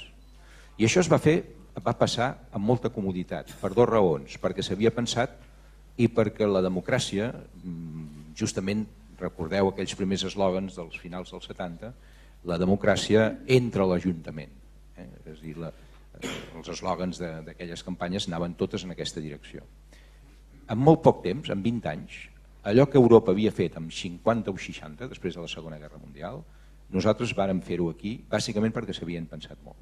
L'any 80, l'Estat no s'havia pensat gens. Els catalans, amb l'Estat, hi hem pensat molt poc. Tot just, amb la línia del que tu deies, Tresserras, tot just hi estem començant a pensar una mica ara. Per què no hi havíem pensat els catalans amb l'Estat? Bé, bàsicament perquè és una de les conseqüències justament de les derrotes polítiques del segle XVIII i XIX. Els catalans, l'Estat ens l'hem mirat sempre com una cosa llunyana. Les nostres burgesies del XVIII i del XIX es miraven l'Estat com un lloc on anar a buscar una mica d'aranzels, és a dir, que les fronteres fossin adients, i de tant en tant quan els obrers es revoltaven una mica de policia. I les nostres classes mitjanes a l'Estat se'l miraven bàsicament com un lloc en el que no s'hi havien de mirar gaire, perquè eren impostos, algun fill en alguna guerra absurda i pocs serveis. I el proletariat català, mira quina casualitat, és el proletariat més anarquista d'Europa. I només té una consigna l'anarquisme català, que és destruir l'Estat. No hi ha cap lloc d'Europa on l'anarquisme tingui l'arrelament que té a Catalunya, perquè pels obrers catalans què és l'Estat? Bé, bàsicament l'instrument que envia la policia quan intenten vindicar alguna cosa. Per tant, als anys 80, jo això ho recordo perquè encara que era jovenet ho vaig viure ja amb un cert activisme polític, als anys 80 per nosaltres l'Estat encara eren els grisos. I quan es van produir els primers debats, jo recordo els primers debats d'aquells anys finals dels 70, recordo sessions, haver sentit dir a líders polítics del nostre món que deien: home, cobrar impostos, home, això que ho faci l'Estat, si no encara la gent es pensarà que nosaltres som l'Estat. Penseu que de tots els líders que jo recordo d'aquells anys, l'únic que recordo que tenia molt clar que havíem de crear un estat era en Trias Fargas, justament. En Trias Fargas va ser un home des d'aquest punt de vista que ho va tenir clar, a diferència de la major part dels altres polítics d'aquell moment, que encara pensaven que parlar de l'estat era parlar d'allò que corresponia a Madrid. És ara que estem començant a trencar aquest esquema. És la primera vegada que hem trencat aquest esquema. Quan dic la primera vegada dic massivament, socialment. És ara que ens hem començat a atrevir a dir: ostres, tal vegada sí que això que ens convé a nosaltres és un estat com els altres, i tal vegada sí que hem de tancar les dependències mentals que ens ha generat tants i tants anys de subordinació a les polítiques emanades justament des de l'Estat. Però això vol dir que estem pensant en un estat del segle XIX? No, vol dir el contrari. Vol dir que nosaltres tenim, tu ho deies abans, mira, l'única virtut que pot tenir això és que tenim l'oportunitat de crear un estat que justament sigui enormement cooperatiu, sigui enormement cooperatiu de cara endins i de cara enfora. Perquè els estats no són fronteres, els estats són obertures, i en el context europeu encara més. Per tant, nosaltres el que necessitem és justament ser capaços de pensar-ho molt, i això és el que ens donarà el triomf final, pensar-ho molt justament perquè no hi hagin els errors que tu esmentaves. Però estic segur que això és el que està succeint a la societat catalana. Quan les classes mitjanes, els sectors professionals encapçalen totes les mobilitzacions que s'estan produint per aquesta intuïció de que podem crear un estat millor que el que tenim i amb major capacitat de construir realitats des del punt de vista democràtic, de justícia social, de qualitat cultural, etc., millors que les que tenim. Això és el que crec que està succeint a Catalunya. Si aquest funciona, va bé, va. No, a veure, jo podria discutir-me, però arribo al mateix lloc. Procedint d'una tradició política recelosa amb l'Estat, allò tan poc com es pugui, diguem-ne, si n'hem de tenir, però tan poc com es pugui, sí que arribo a la mateixa conclusió per una via diferent. Jo sóc aquí perquè sóc catalanista. I sóc catalanista perquè sóc catalanista cultural. Hi ha un moment que descobreixo, jo personalment, però descobreix el catalanisme en la seva història, que si no hi ha catalanisme polític al costat del cultural, la cosa no funcionarà. És a dir, Maragall, el 1898, escriu l'Ode a Espanya i acaba dient adeu a Espanya, se'n va d'Espanya. El moment era, a Catalunya no es crearem dues comunitats, les hauríem pogut crear. I avui Catalunya podria ser un país... Anem-nos d'Espanya, anem-nos de l'Estat, anem amuntant-nos a la vida sense l'Estat espanyol. Ho fan. I sort en tenim, perquè vivim encara d'allò, però no n'hi ha prou. Un catalanista cultural acaba descobrint que necessita el catalanisme polític. I un catalanista polític acaba descobrint que necessita la independència. Per tant, arribem al mateix lloc. Però, com venim de llocs diferents, cadascú posa accents a llocs diferents. I em sembla que no és impertinent dir-ho avui aquí. Jo crec que en el debat sobre la independència hi hem de posar més càrrega cultural. En el debat sobre la independència hem de parlar més de llengua, de cultura i d'identitat del que ho fem. Això és una impressió personal. Em sembla que a vegades hem dit hem de legitimar la independència fonamentalment en l'eficiència, en la bondat de l'Estat, en la novetat de l'Estat, en el greuge fiscal. Jo arribo a la independència per la cultura. I, per tant, si la independència no em resolgués això de la cultura, tindria un problema. Jo crec que m'ho resol, Però demano que no tinguem la mania, o no tinguem la por, o no tinguem el recel a ser assenyalats amb el dit com a identitaris, reaccionaris.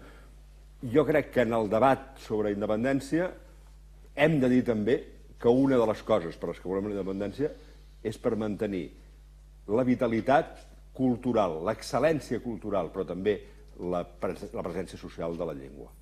En aquell dibuix que feia al començament, quan parlava de, ostres, tu, anem a una societat on cadascú parlarà a casa seva com li doni la gana, resarà amb el que vulgui. Hi haurà un tio que cantarà en anglès i un altre que escriurà en urdú. Però al carrer hi ha d'haver una o més d'una llengües que la sàpiga tothom i que les pugui fer servir tothom. Jo estic aquí, metafòricament, perquè una d'aquestes llengües sigui el català. I és la raó per la que compro tota la resta.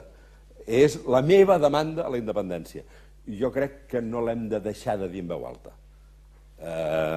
Fa raro a vegades, perquè sembla que diguis aquests sí, aquests no, però jo crec que no podem deixar de dir en veu alta. S'entén que la reivindicació de l'Estat significa també situar la cultura en un ordre de prioritats diferent de la que havia tingut el catalanisme polític fins ara. S'entén o no s'entén, Jo crec que sí, és a dir, quan tu dius el tema aquest de l'Estat, jo soc dels que de jovenet cridava Estat ni català. És el que jo entenc. Aleshores, què és el que deies tu abans? Quan dius, bé, potser és massa ingenu això, quan planteges que de quina manera, si no tens estat, et pots defensar de l'estat d'un altre que t'acaba fent de tot. I aleshores vull un estat per defensar-me. Jo tinc la impressió que l'independentisme popular, el sobiranisme aquest creixent, el que veu és l'estat com el blindatge dels drets i llibertats de la nació, no com un instrument de dominació en mans de cap minoria nova, sinó justament com el blindatge de drets i llibertats del conjunt de la població. I això vol dir que en aquesta reivindicació de l'Estat hi ha un accent en l'interès general, i jo crec que aquí cap molt bé la cultura, que això es pot entendre molt fàcilment, perquè no és un estat que s'hagi de construir per servir cap minoria particular. És a dir, no muntarem els sectors populars i impulsarem la construcció d'un estat per regalar-li alguna mena de burgesia que no tenim. És a dir, no passarà això. És a dir, serà una cosa molt més transversal i molt més complexa. I per tant jo crec que serà més fàcil no haver de servir aquesta minoria. No em negaràs que hi ha una part del discurs que parla d'un independentisme no identitari, en el que fins i tot la referència a la llengua, no a la cultura, a la identitat cultural és percebuda amb una mica de recel i que intenta legitimar-se. Escolti, per què volem un estat? Perquè no ens fotin els calés. Val, perquè no ens fotin els calés, d'acord. Però a més, per la vitalitat i la presència i la transversalitat de la llengua. Però el que de fet es diu, el discurs aquest, el que diu, fins on jo entenc, és que anem a construir un nou model social, juntament amb l'Estat, en què la ciutadania és una única ciutadania i compartida per tothom, mateixos drets i deures i llibertats per tothom, i en què la identitat és electiva. L'identitat la tria cadascú. Ara bé, això no vol dir que tu no defensis justament tenint com un dels fonaments aquesta ciutadania compartida, aquesta unitat social i cívica del país, com un factor d'identitat del país. És a dir, el país té identitat. Encara és una identitat molt complexa. El que passa és que finalment hi ha un darrer reducte de les llibertats particulars, que és el que t'estalvia de no perdre gent perquè tingui dubtes de caràcter identitari i perquè la gent al mercat hi troba uns estereotips de catalanitat que potser tal com estan formulats ara no li acaben de fer un pes. I escolti, vostè a última hora podrà fer el que vulgui perquè la identitat la construeix cadascú. Ja sabem què significa formar part d'un estat en què és l'estat qui t'adjudica la identitat. Per tant, a nosaltres això no passarà. Això no vol dir que el país no tingui identitat. Vull dir que i en això jo crec que hem de jugar. De fet, escolti, perdoneu, i si m'ho permeteu gairebé que acabaria amb la mitjana, no sé que tinc algunes coses a dir, però si hem de tenir alguna oportunitat d'estat, el dia 27 de setembre ho hem de fer bé. És a dir, ens hi juguem molt. No és segurament el darrer dia en què ens passaran coses d'aquestes, però el dia 27 ho hauríem de fer molt bé. I hi hauria d'haver una majoria tan clara com sigui possible. I en això ens hi juguem l'Estat també. I darrere l'Estat jo crec que ens juguem moltes altres coses. Perquè, insisteixo, hi ha coses que en altres països s'ha fet o des de l'Estat o des de les classes dirigents.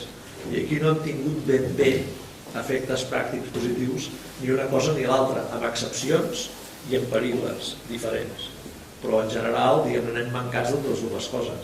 I si ens ho hem de fer nosaltres, doncs si podem agafar energia a partir d'un resultat electoral favorable en unes eleccions, que seran eleccions però seran també plebiscitàries, de plebiscit hauríem de mirar de no perdre'n cap. Tots els que tindrem ara no n'hauríem de perdre cap. I no de perdre ningú més que nosaltres. La bona acció del dia. S'han d'aprofitar totes les oportunitats.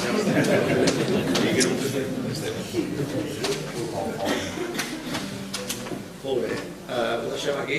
Sembla que és una mica tard. Doncs escoltin, moltes gràcies per venir i per la paciència d'escoltar-nos. Ha estat un plaer i gràcies als organitzadors altra vegada per convidar.